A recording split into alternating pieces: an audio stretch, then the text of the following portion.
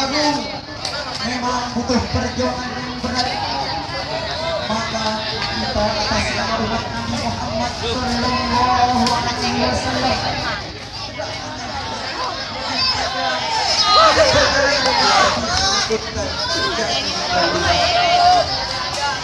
apabila kita mati ditanam kemudian jadi tanah habis derita yang susah.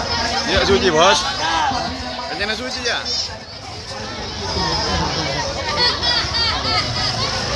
Pada saat manusia berada dalam jalan yang salah, semua minuman keras yang dilarang oleh Islam. Masya Allah, la haula wala quwwata Anda. Lihatlah sekarang ilustrasi yang ada di hadapan Anda.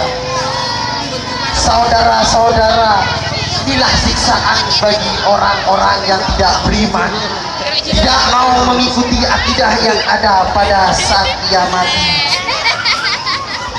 tidak mau mengikuti akidah yang ada pada saat ia mati di dalam kubur bertubi-tubi. Siksaan akan datang, siksaan akan datang menghampirinya. Ingatlah bahwa malaikat mungkar dan nakir itu memang benar-benar ada.